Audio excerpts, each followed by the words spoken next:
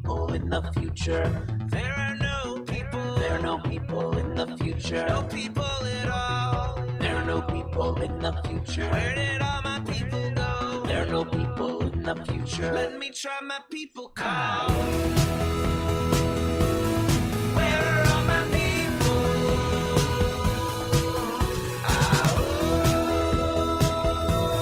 Where are all my people? I guess I'll fly away now. Hey, everybody, welcome. Yes, here we are again. Yes, we are back. It is the Wednesday, June 1st, 2022, and I cannot think of a better way to bring in the new month of June by welcoming you to the Wednesday show with Cyril Mychalejko. Yes, Cyril is back, and Cyril is the editor-in-chief at the Bucks County Beacon, and he joins me to dig into pressing issues in Bucks County, Pennsylvania, and across the globe.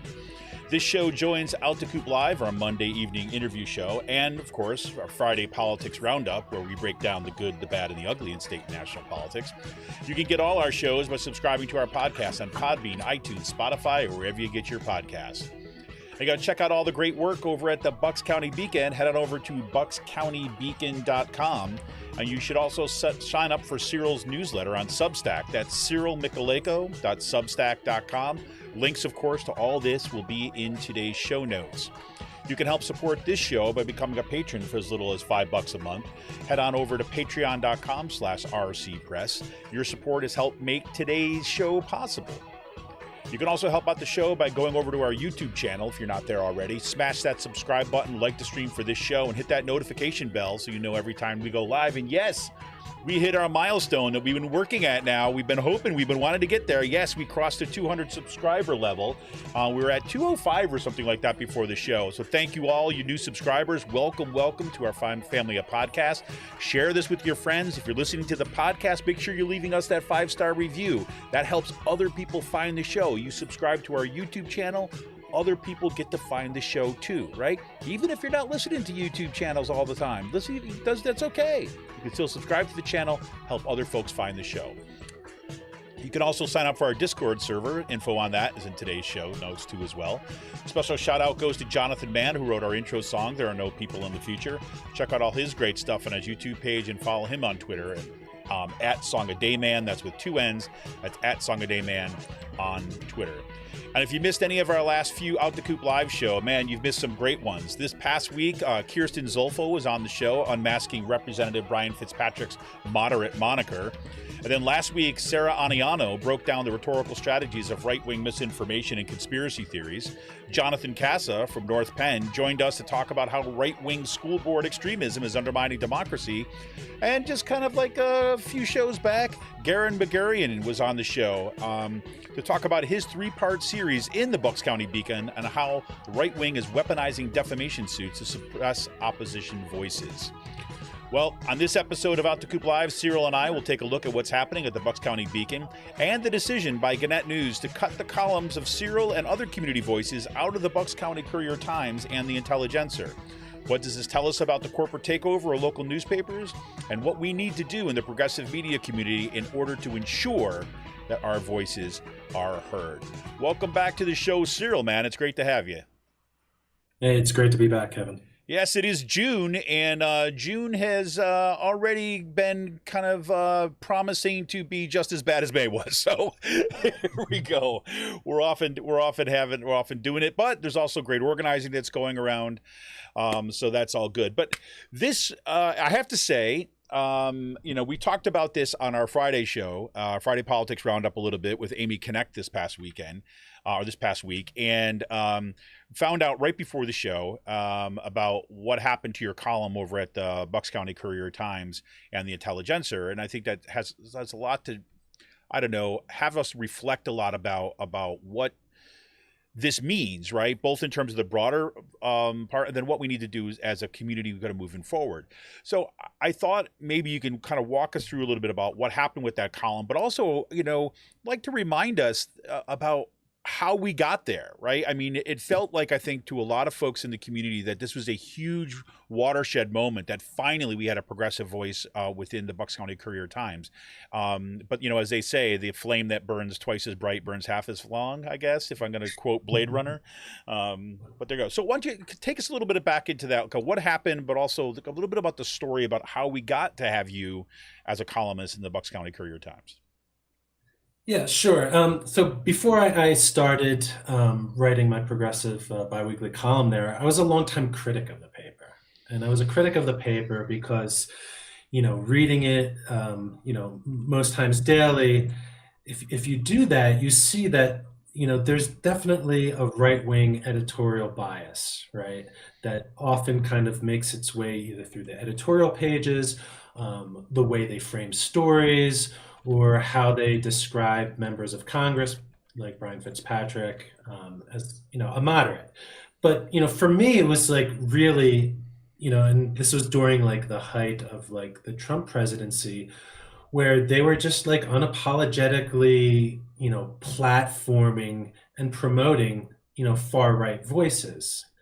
And I got to a point where I was just like, okay, I need to write something about this. So I wrote this column called "Does Hate Have a Home?" At the Bucks County Courier Times. I remember that. At an outlet called Demcast. And there's two people really that I was highlighting in that article. The first was, they have like a reader advisory panel. And so they had just announced like their reader advisory panel for that year. And this was like 3 years ago. And one of the people that they had appointed to the panel was a white supremacist, right? All you had to do is like look at his blog, which is out for everyone to see. Right. It's not something that was buried in the dark web, right? I mean, it was right there. No. Yeah. And this was a man who, like, one, believes in segregation. Two, questioned AOC's intelligence because she's Puerto Rican. Right. Three, had written that blacks have low IQs, or that Michelle Obama wouldn't have gotten into Princeton had she been required to take a written test. Like, this was the disgusting, despicable kind of human being, based on his opinions. Right. And so, I was the one who kind of like tweeted that out and exposed him. And, eventually, because like a lot of the local media started sniffing around, they were forced to kind of quietly remove him, but without ever kind of really offering an explanation or an autopsy about how something like that could have happened. And then, I think like the second, the other person who really encapsulates like what's wrong with, the Courier's editorial page was J.D. Mullane. He's a right-wing columnist, a kind of like, pro-Trump blowhard. Some of the things that they let him get away with, like, everyone's entitled to their own opinion, but not all those opinions are appropriate for like a community newspaper, right? So like, for example, like on his podcast, Mullane was going off against Pope Francis, saying how he hated America because he called Islam a religion of peace, right? Which is bigoted and Islamophobic. He tweeted out to his fellow far-right shock trooper, Dom Giordano, who used to have a column at the Courier as well, that the squad's nickname should be the Jihad Squad. He's written a column about feminism being responsible for mass shootings. And, he was actually the one who revealed that the Proud Boys were rallying shoulder to shoulder with local Republicans outside of Fitzpatrick's office. But the way he reported it, I don't think like he thought that like there was going to be a blowback, because he was treating them with kid gloves, right? And he's like, hey. Yeah. He's like, he writes, and I'm quoting, like, "Oh, you guys are the white supremacists, right?" I said, and a Proud Boy shot back, "I'm offended. I'm Puerto Rican. We're really just an all men's drinking club." Right. And that was from a Proud Boy named Zach, who I believe was Zach Reel, the former president of the Philly chapter, who's now in prison, for his role in fomenting the insurrection. Right. And he's waiting sentencing, I believe. So, you look at that, and for some reason, it just like it didn't occur to the Courier Times like that they were kind of committing journalistic malpractice. Well, and look, I think that that's kind of the expectation that you have on in an editorial page, especially when you have columns, right? Is that that's what's different between the op-ed in a newspaper and Twitter, right? Or someone's random blog that's out there. Right, is that when you're going through an editorial process, right? The assumption is, or at least was at one point in time, that the editorial staff is kind of like, is making sure that the kinds of things that are appearing in those pages meet some degree of kind of, say facts or reality, and are not kind of, hate mongering. I mean, that was kind of the page, right? These were spaces for reasons, kind of discussion and debate. Yes, different kinds of opinion, wide range of opinion, but not hate, right? Yeah, exactly. Right. And like, even with like, the Proud Boys, the way that Mullane handled it, then that still gave the editorial leadership an opportunity to kind of like put out their own kind of statement about what they thought about an extreme, who the FBI has labeled an extremist group, the Southern Poverty Law Center calls a hate group. Like, there's a time for them to call out the Bucks GOP and say, hey, wait a second, this isn't good. Exactly. You guys are commingling with these extremists, and there shouldn't be a place for them in Bucks County. Hate should not have a home in Bucks County. But they didn't, right? Because they never do. They never really call out the right-wing extremism. And now what we're seeing in Bucks County is that the Bucks County Republican Party the base is more extremist than it's ever been, right? It's not just like a fringe wing of the party that we're contending with. Like, this is the party. And so, the article kind of that I put out in Demcast like made some waves, and to Gannett's credit, I talked to someone at Gannett, and then it started a conversation with the then editor of the Courier Times, where I was invited to kind of, like once a month I offered a critique of some of the things that I would flag where I thought that, they were kind of like dropping the ball with how they were covering or not covering, right? Because sins of omission are just as bad as like, what you're actually finding in the newspaper. Right. And, after maybe like 5-6 months of doing that, that's when I eventually was asked to come on and to kind of like be a progressive voice and a counter to, Dom Giordano, who had been writing at the time and then for some reason stopped shortly after I came on. But, you had like him and JD essentially kind of like echoing each other's, just toxic far-right politics. Right. So this was basically, it was kind of like, okay, we're finally going to have an oppositional voice, right? I mean, even in the limited, in the limited way that they were offering you. So it's like, I guess it's baby steps in the positive direction, right, to bring you on. And I think that, in many ways, I think that bore fruit pretty quickly. I mean, people started paying attention and thought this was a good thing. Yeah, I mean, I know for a fact that like people were subscribing, because they brought me on as a columnist. Yep. And essentially I was kind of like, functioning as an unofficial like ombudsperson, right? Kind of either critiquing what the paper was doing or just kind of like filling in the blanks from what they weren't covering. And I pointed this out in my column. It's just like, the one thing that I wanted to do is just kind of like finally be there to give like local progressives a voice, right? Right. Something that they hadn't had, excuse me, for 10, 15, 20 plus years, Right. I think. Someone who, they have their liberal columnist, Phil John Vaccaro, but again, like he's not really connected into the community. He'll typically swing at the low hanging fruit, like write an anti-Trump column. But I was trying to kind of cover the stories that I knew the Courier Times wouldn't cover, and provide like the progressive clarity and analysis that had been missing in the paper for so long.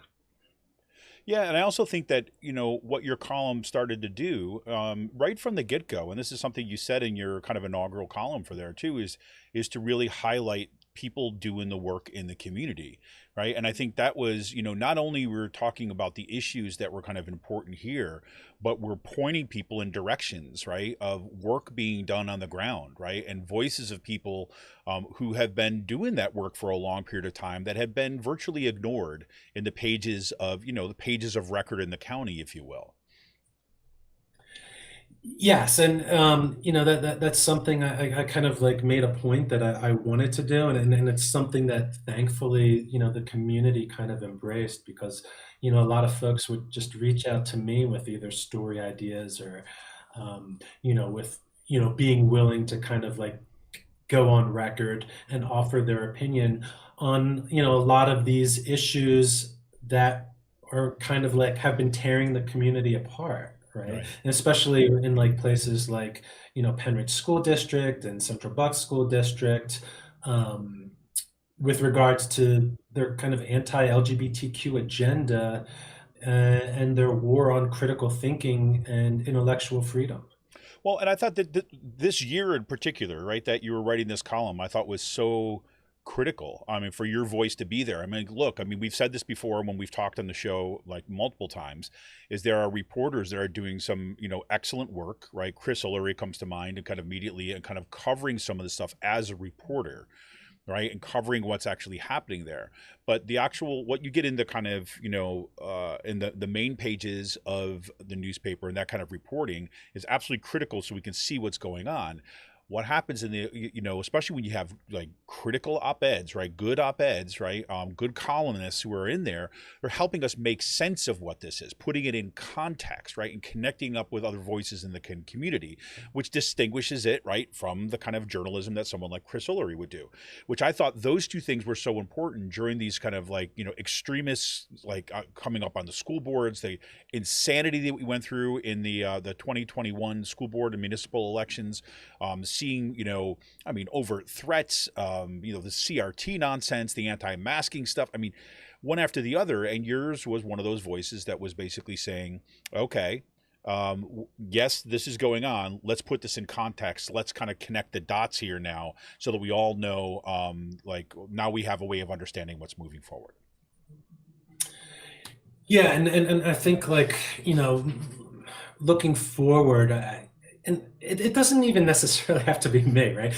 I'm just disappointed that they're cutting the editorial page to like one day a week. Now, again, let's go into that because we haven't talked about that particular. So before we get to moving forward, so what actually happened? So we find this out on Friday that they're basically cutting your column, right? Can you take us into that so that we kind of have, this kind of moment, we're marking that moment to say this is actually what went on.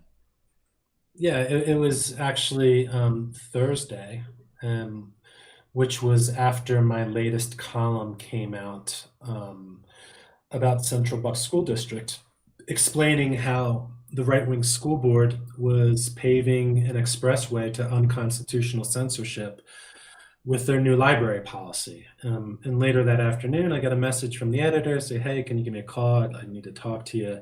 And the editor explained that, that unfortunately, like while he was happy for, all the writing that I've done over the last 14 months, they couldn't offer me a regular column anymore because they were cutting the opinion page to one day a week. I'm not sure exactly when that's going to start. I haven't seen it yet, but he said it would be Sundays, limited to 3 pages, right? And because of like the limited real estate, he said it wasn't feasible. Now, just to be clear, and he said that obviously he would have liked more to keep, because they had already cut it to 3 days a week. And right. He would have liked it for at least like keep it at that. But at the same time, if they wanted to prioritize my column, they could still do that. Exactly. Right. They could still choose to have it as a regular column because again, like I mentioned before, they've never had a regular progressive columnist before me. One who was, homegrown, born and bred in Bucks County, right? And who's connected, who's actually talking to people in Bucks County on the ground, working on these issues, organizing around these issues, providing the voices of clarity and reason and common sense on these issues that often get ignored. So, you know, but like what I was going to say before is just like, I wouldn't even mind even if it doesn't even have to necessarily be me, right? Like, of course I liked writing the column, and I tried my hardest to represent the progressive community as best I could. If they wanted to have someone else come in, that would be fine as well. But the fact that, they're just kind of losing that kind of progressive voice, progressive analysis, someone who can kind of like provide the depth and breadth and like in the history, right, that kind Right. of explains the moment that we're in right now. It's just a huge loss. Well, and I think that even if, I think about it even in terms of, what's going to replace it, right? Now, we don't know what that's going to look like quite yet.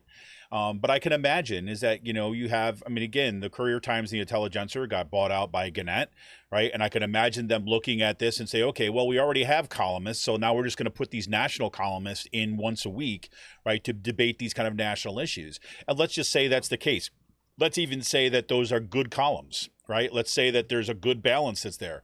What is lost is kind of what exactly you said, is that we're losing the connection to what's actually happening on the ground in our community, right? And instead we're off into these national politics. So that seems to be absolutely critical, especially, that these issues are hot right now in this county.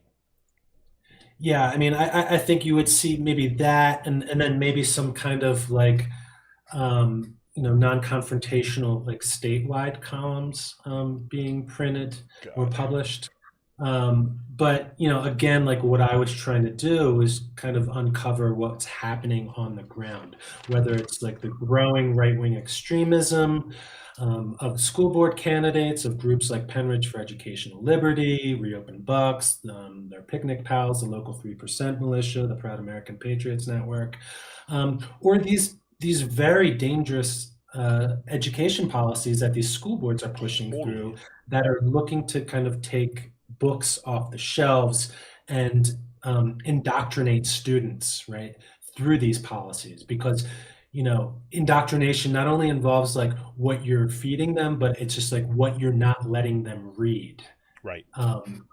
And so again, like, and especially given the fact that like Bucks County really, it's a suburban kind of like Philadelphia County. It's not necessarily seen, and this is probably mistakenly, as a bastion of like far right Mastrianoism.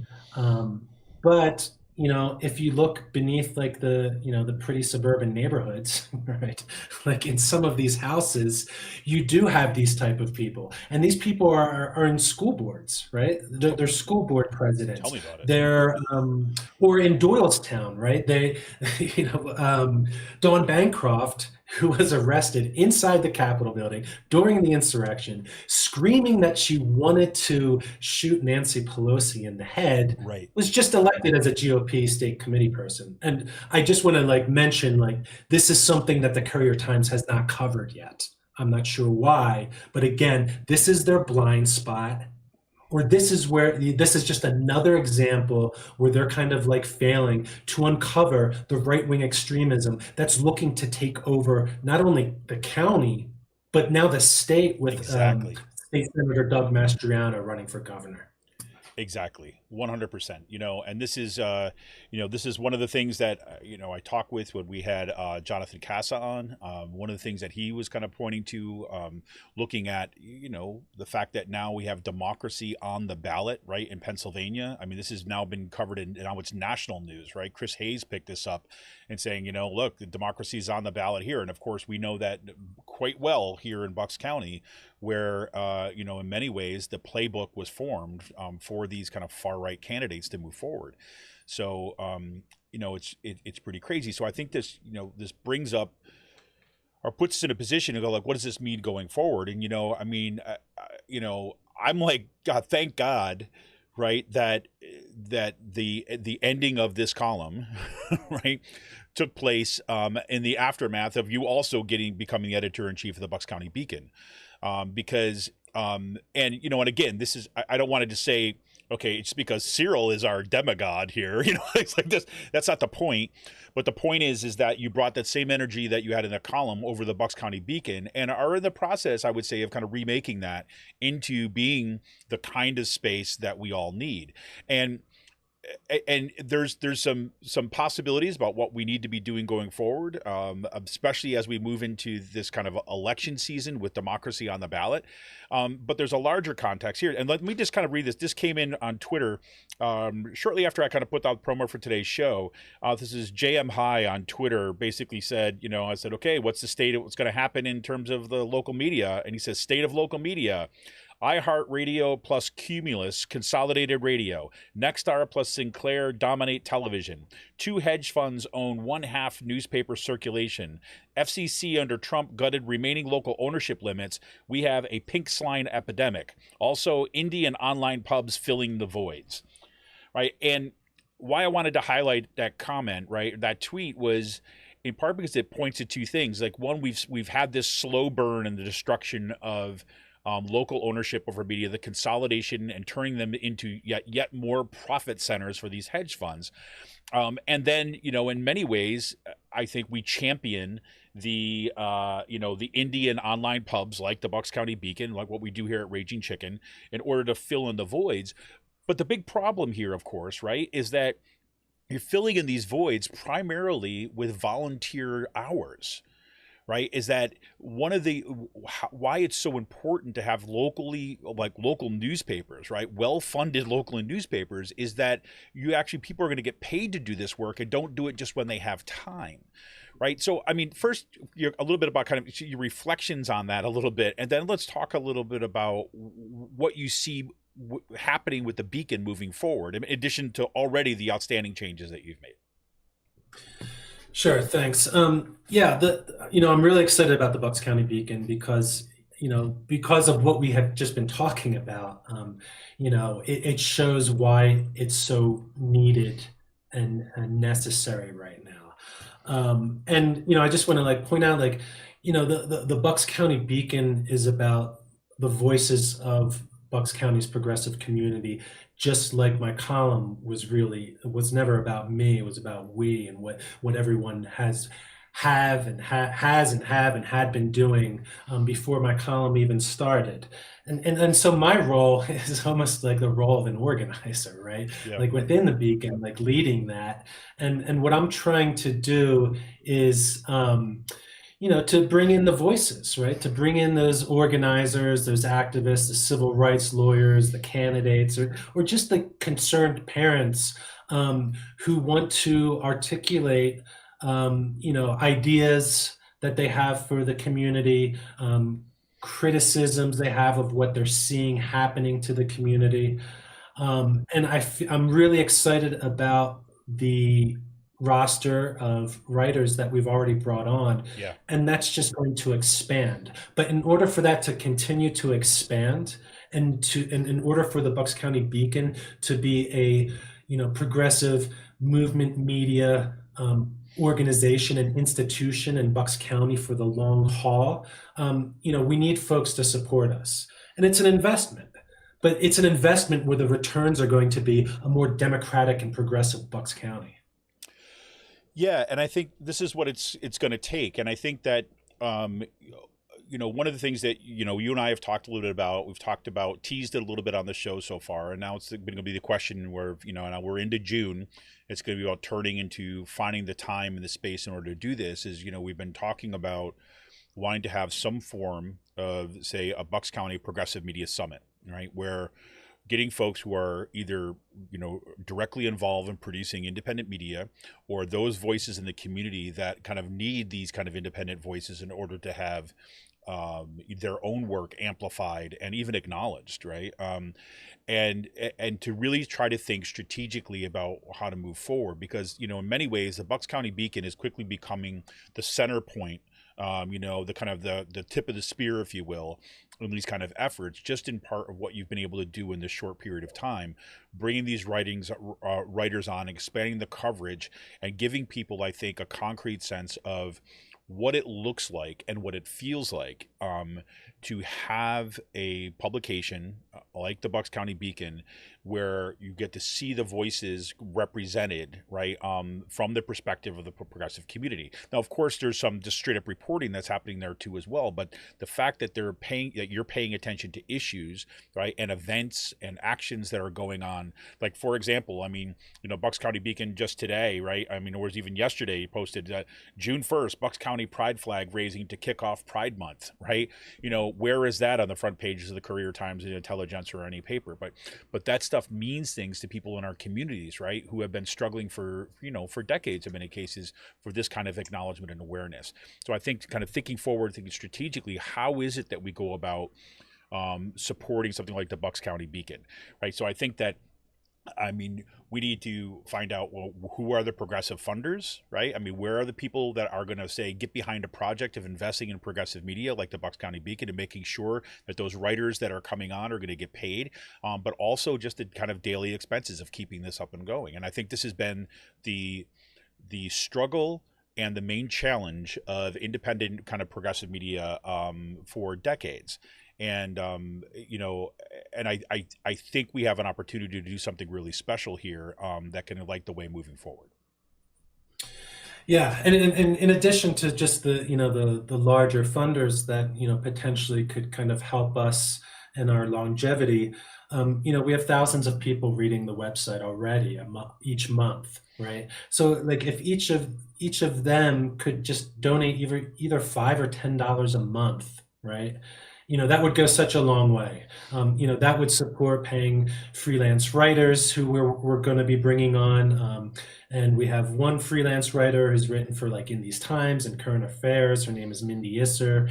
She's going to be working with us over the next few months. She's awesome too. She's amazing. She's amazing. Absolutely. And I want to bring more people on like her, right? To kind of expand our coverage, to broaden the depth and breadth of our reporting and our analysis and explanations, of the issues that we're facing, from the local level to school boards, to the statewide level with these statewide election races with people like Doug Mastriano, who kind of represents like the growing like extremist Christian nationalist kind of strain of the Republican Party in Pennsylvania. Yeah, 100%. And look, I know, like, people listening to this, and I know that you're getting inundated right now, right? If you're involved politically, you're getting inundated with, calls to donate to this campaign, to donate to this, to donate to this. And it can seem overwhelming, and I get that, especially that, it just so happens that folks on the progressive end of things don't have like bottomless, pocketbooks, as it will, right? But this is kind of the idea about beginning to think about prioritization of like what we're going to invest in. Right. So like, just to give you an example, is I've got, I'm sure there's lots of other folks, I'm getting all these calls to donate to these campaigns for, to go up against like Marjorie Taylor Greene, donate $5 to Marjorie Taylor Greene's race in here. And, let me be frank. She won her primary by 50 points. Right. She won her primary by 50 points. And, the folks, again, good candidate running against her, the chance of that, the winning that candidate is kind of slim. Right. But there's an outside risk, sure. But when you're thinking about the money that you're giving, right, I think we need to be thinking that we need to be investing in our backyards right now, right? We need to be investing in places like the Bucks County Beacons. We need to invest, if you're going to give to these candidates for state legislature and local municipal elections, and do here, right? We're doing our part, what we can do by setting up our, working with levelfield.net to basically set up our kind of a community-based PAC to invest in this stuff. But the Bucks County Beacon is one of these things you could donate to. And if you want to know how you could do that, look, you just go to buckscountybeacon.com, right? You go right up, you scroll down on the right-hand side. First thing you do is subscribe to their weekly newsletter, where you can update what's happening in there. And directly under that, it says support the Beacon. You click on support us, right? And it gives you those options. It gives you the option to become a monthly supporter, right? $5, $10, $20, $50, $100. You could be an annual supporter if you'd rather give in kind of one kind of lump sum. Or if you're not sure if you can kind of do the monthly or the bigger, you could become a one-time supporter. So instead of recurring payments, you can just kind of, okay, I'm going to drop that money in right now. So the mechanism is set up there if you want to kind of join in to help support the Beacon. And look, and I don't mean to take up, a ton of time just doing this kind of promotion of it here, but I really do think that we need to be promoting it in this kind of way. And I'll tell you, I think I've mentioned this before on the show, is when I first started doing stuff with Raging Chicken, one of the hardest things for me to learn to do is ask people for money, because I wasn't doing it for money, right? I mean, still, I've been doing this now for, since 2011, and I don't get any money for this. I mean, all the money that I get from our members, all the money I get, and the money that I put in personally is going to help support the infrastructure, making sure that we can keep this up and running and expanding our offerings, right? The Bucks County Beacon, we have the opportunity to invest in and really a media institution here that is going to not only is going to get these words out, but is also going to help cultivate, right, and support the next generation of progressive media activists and journalists, right, who can cover this stuff that need to be covering. So sorry for the, the extended advertisement there, Cyril, but I do think I really wanted to hit this point today. I appreciate that. So where does this leave us? And well, I guess I have two things to kind of close it out. I know we're going a little long today, but for the first one is, like, what are some of the kind of ways you want people to be thinking about this going forward? Things that are in your mind, and then maybe give us a little preview of some of the stuff that's in the page of the Beacon today, so people may not have checked this out. What are the kinds of things that people are reporting immediately? Yeah, I mean, first and foremost is just continue speaking with me and reaching out to me. So, for example, last night someone on Facebook mentioned that there is an NRA fundraiser in neighboring Montgomery County, and he pointed me to someone who is trying to organize a protest to counter that, because she's kind of disgusted that they're hosting this fundraiser just after Buffalo and Texas, and less than a mile away from her kids' elementary school. So I asked her to write an opinion piece, an op-ed, about why she's doing this, in order to use that as an organizing tool and a vehicle to get people to kind of not just be aware of it, but hopefully kind of engage with it and join.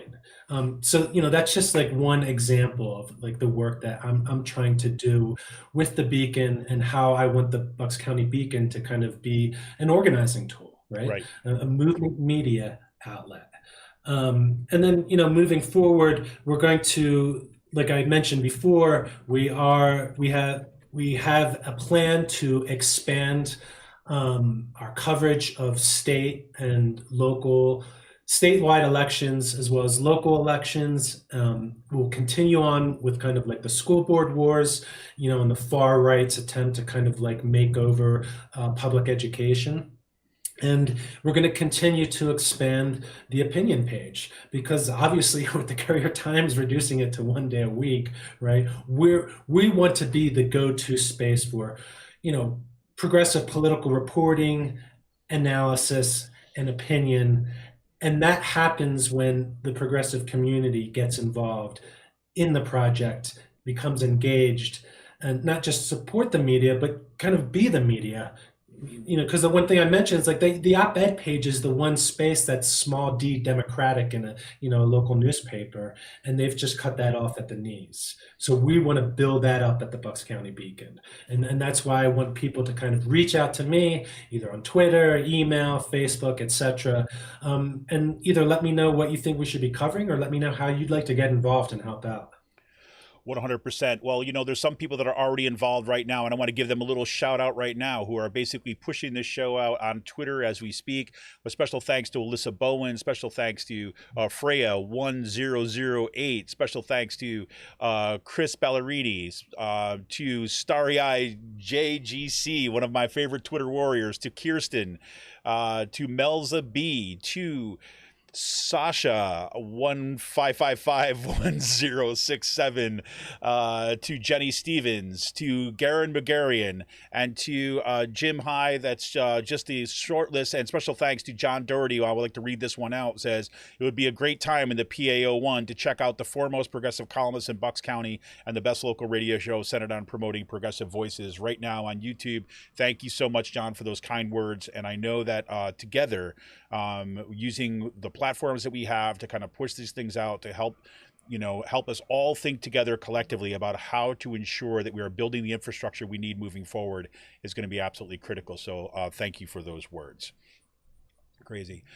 So Cyril, man, thank you so much for joining me today. I know I kind of forced you to stick around a little bit longer than need be, but it's one of these absolutely critical moments in our time. And, I thanks so much for the work that you do.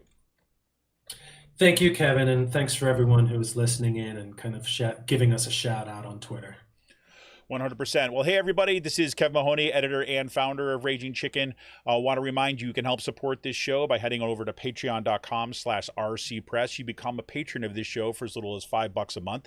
You can also look, if you don't have the cash kind of burning a hole in your pants or burning a hole in your pocket, well, make sure you share out the show, just like folks did here. Make sure you head on over to our YouTube channel and make sure you subscribe to that. That helps other people find the show. Leave us that 5-star review on our podcast. That helps other people find the show. And head on over to the buckscountybeacon.com and make sure you subscribe to the newsletter. Make sure you subscribe to Cyril's newsletter. And if you can help support them out too as well, the support us button is right there on the main page. Cyril, man, I'm looking forward to talking to you soon, and I'm looking forward to the organized we got ahead of us. Definitely, Kevin. I'll talk to you soon. All right, here we go. This is Kevin Mahoney, editor and founder of Raging Chicken. We are headed out into June, everybody. It's the summer of organizing, the summer of rage, the summer of fire, as we need to kind of build out the structures to take back our democracy. Here we go. See ya!